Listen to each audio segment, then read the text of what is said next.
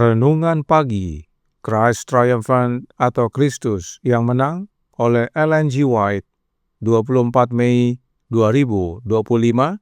Mari kita berdoa. Bapa kami yang di sorga, Allah pencipta langit dan bumi, laut dan segala isinya, Allah yang maha besar, maha kuasa, sumber segalanya, yang kami sembah selalu melalui anak-Mu yang tunggal, Yesus Kristus. Terpujilah Yesus, anak Allah yang maha tinggi, yang adalah Tuhan atas hari Sabat.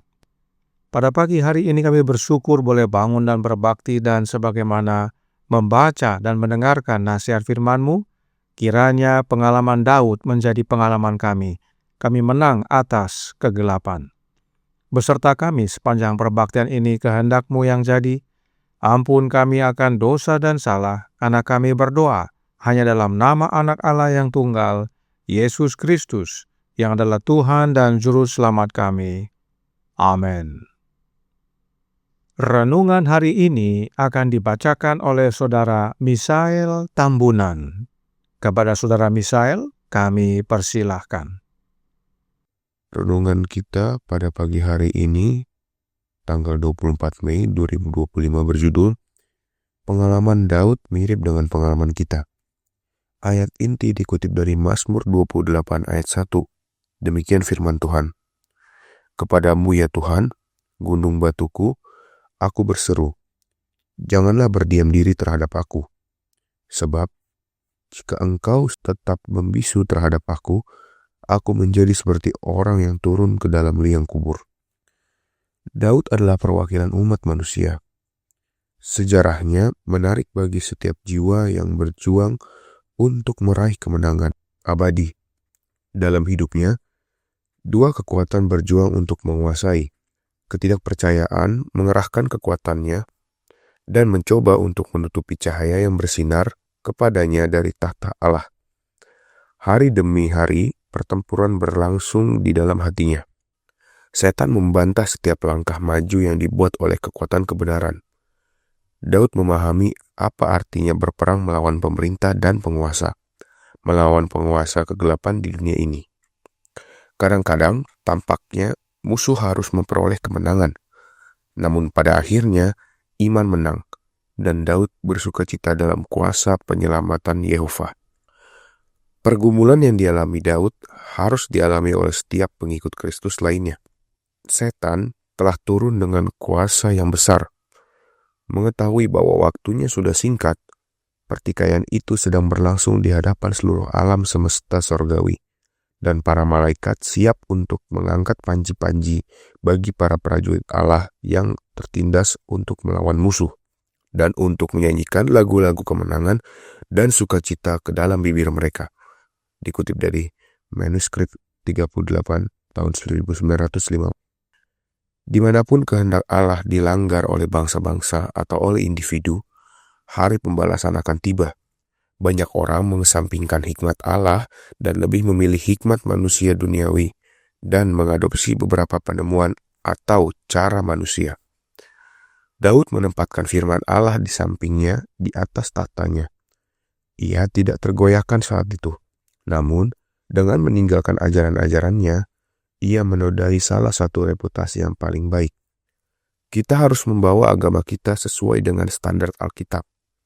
Kita tidak boleh menempatkan diri kita di tempat yang kita anggap sebagai hikmat untuk menerima atau menolak firman Allah sesuka hati.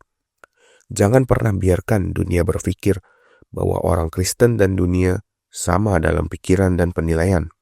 Ada garis yang ditarik antara Allah yang kekal dan gereja di satu sisi dan dunia di sisi lain. Tidak ada kesatuan di antara keduanya. Yang satu memilih jalan Tuhan, yang lain jalan setan. Akan selalu ditemukan kebutuhan untuk memperjuangkan iman yang telah disampaikan kepada orang-orang kudus. Orang-orang di dunia membenci Alkitab karena Alkitab tidak akan mengizinkan mereka berbuat dosa sesuka hati mereka dan membawa serta sifat-sifat karakter yang diwariskan dan dipupuk. Mereka ingin gagasan-gagasan mereka sendiri dihargai sebagai pikiran Allah.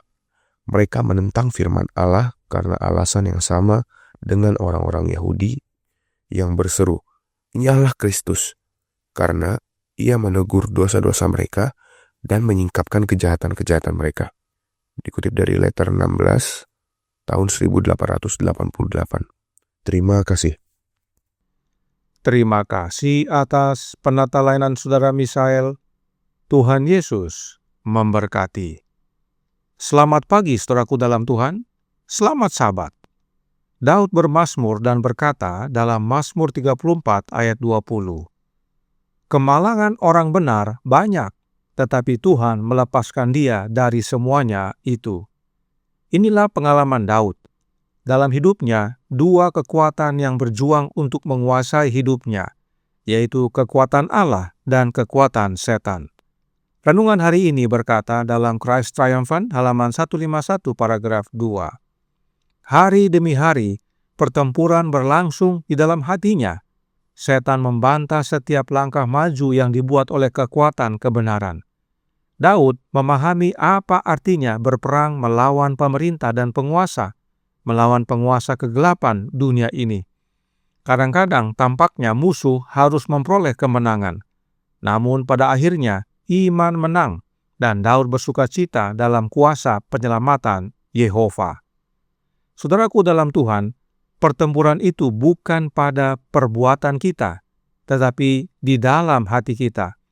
Sebab setiap perbuatan itu berasal dari hati. Itu sebabnya pertempuran terjadi di dalam hati. Namun, meski banyak kemalangan yang terjadi kepada orang benar, tetapi Yehova melepaskannya.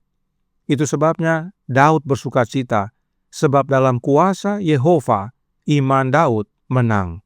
Artinya, kemenangan Daud terdapat di dalam hatinya.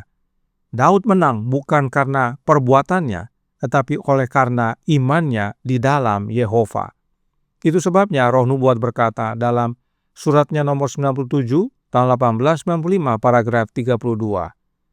Jangan berpikir bahwa karena Anda telah melakukan kesalahan, Anda harus selalu dikutuk, karena ini tidak perlu.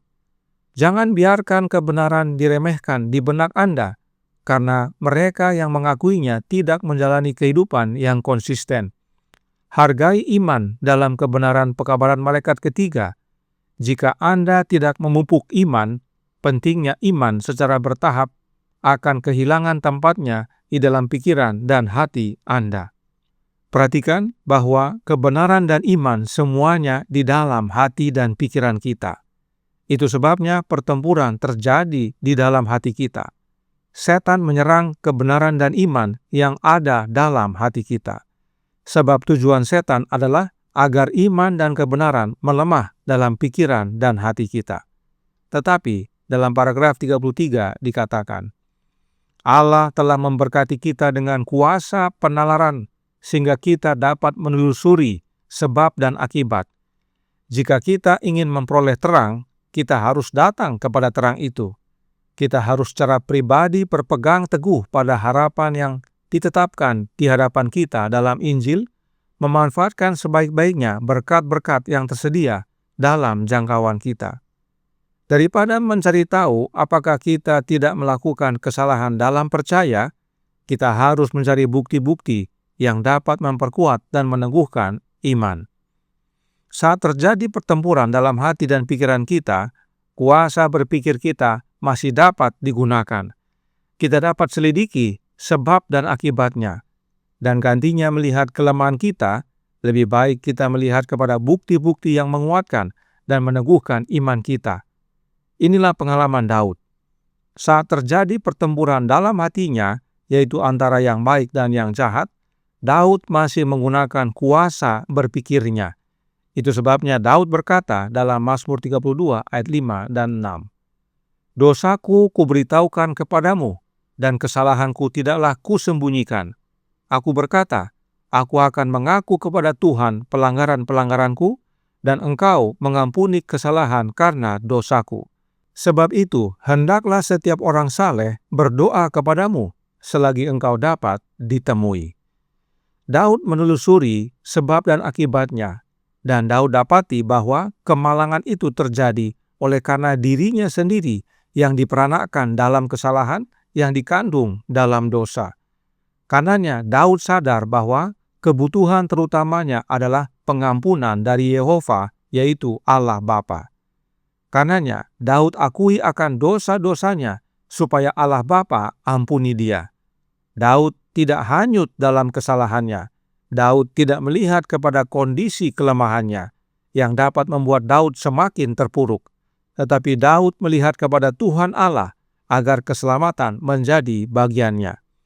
Karenanya, saat kita berbuat dosa, ingat penjelasan Roh Nubuat berikut ini.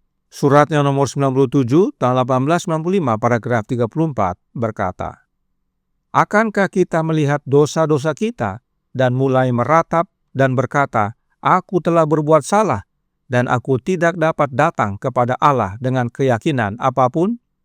Bukankah Alkitab berkata, jika kita mengaku dosa kita, maka Ia adalah setia dan adil, sehingga Ia akan mengampuni segala dosa kita dan menyucikan kita dari segala kejahatan?"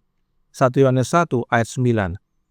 Sudah sepantasnya kita menyadari betapa mengerikannya dosa. Dosalah yang menyebabkan Kristus menderita kematian yang hina di Kalvari. Akan tetapi, meskipun kita harus memahami bahwa dosa adalah hal yang mengerikan, kita tidak boleh mendengarkan suara musuh kita yang berkata, "Kamu telah berdosa dan kamu tidak berhak menuntut janji-janji Allah." Kita harus berkata kepada musuh kita, "Ada tertulis, jika seorang berbuat dosa, kita mempunyai seorang pengantara pada Bapa, yaitu Yesus Kristus yang adil." 1 Yohanes 2 ayat 1. Saya sangat senang bahwa Allah telah membuat suatu ketentuan yang dengannya kita dapat mengetahui bahwa Dia mengampuni pelanggaran-pelanggaran kita. Meski Daud sempat terbeban oleh karena pelanggarannya, tetapi Daud tidak hanyut dalam kesalahannya. Daud sadar bahwa alamiahnya adalah alamiah berdosa. Karenanya dia perlu Tuhan Allah untuk tahirkan dia. Itu sebabnya Daud berdoa dan berseru kepada Allah Bapa untuk pengampunan dan pembenaran. Demikian juga dengan kita. Pergumulan yang sama kita semua alami. Tetapi jangan hanyut dalam kesalahan atau hal-hal yang melemahkan.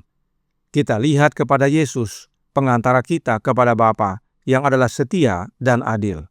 Datang kepadanya, akui dosa-dosa kita, dan percaya bahwa Yesus ampuni kita, maka saat itu juga kita dibenarkan. Pengalaman Daud dapat menjadi bagian kita. Karenanya renungan hari ini menutup dalam Christ Triumphant, halaman 151 paragraf 5. Kita harus membawa agama kita sesuai dengan standar Alkitab. Kita tidak boleh menempatkan diri kita di tempat yang kita anggap sebagai hikmat untuk menerima atau menolak firman Allah sesuka hati. Jangan pernah biarkan dunia berpikir bahwa orang Kristen dan dunia sama dalam pikiran dan penilaian. Ada garis yang ditarik antara Allah yang kekal dan gereja di satu sisi dan dunia di sisi lain. Tidak ada kesatuan di antara keduanya. Yang satu memilih jalan Tuhan, yang lain jalan setan. Akan selalu ditemukan kebutuhan untuk memperjuangkan iman yang telah disampaikan kepada orang-orang kudus. Pola pikir pengikut Kristus berbeda. Kita tidak hanyut dalam dosa dan kesalahan. Kita tidak hanyut dalam pikiran negatif. Sebab kita punya kuasa berpikir yang Allah karuniakan kepada kita untuk telusuri sebab dan akibatnya. Dan penyebab kemalangan kita, penyebab kesusahan kita adalah diri kita sendiri. Karenanya kita butuh Tuhan. Kita pilih jalan Tuhan agar kita ditahirkan, dijadikan baru, dan menjadi kesaksian bagi banyak orang. Sebagaimana Daud, pengalamannya dapat menjadi pengalaman kita. Tuhan memberkati, saya bawa dalam nama Yesus. Amin. Mari kita berdoa. Bapa kami yang di sorga, Allah pencipta langit dan bumi, laut dan segala isinya, Allah yang maha besar, maha kuasa, sumber segalanya, yang kami sembah selalu melalui anak-Mu yang tunggal, Yesus Kristus.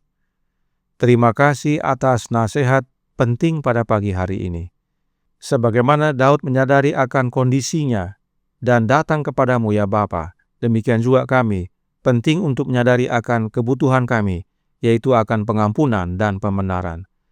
Sebab dosa melanda hidup kami selalu bergumul dengan dosa. Namun bila mana kami jatuh dalam dosa, bukanlah kelemahan atau dosa yang kami lihat, karena itu dapat membuat kami semakin terpuruk. Tetapi biarlah kami memandang kepadamu ya Bapa di dalam anak-Mu dan menerima pengampunan. Karenanya tolong kami ya Bapa, karuniakanlah roh anak-Mu dalam hidup ini, sebab pertobatan adalah gerakan penarikan roh Kristus dalam hati kami. Dan bila mana kami menerima penarikan itu, maka kami dengan rela menerima koreksi, menerima teguran, mengakui dosa-dosa, dan memohon pengampunan. Dan saat itu juga kami menerima pembenaran. Sehingga kehidupan kami sebagaimana kehidupan Daud boleh menjadi kesaksian bagi banyak orang. Beserta kami sepanjang hari ini kehendak-Mu yang jadi. Ampun kami akan dosa dan salah, karena kami berdoa hanya dalam nama Anak Allah yang tunggal, Yesus Kristus, yang adalah Tuhan dan Juru Selamat kami. Amin.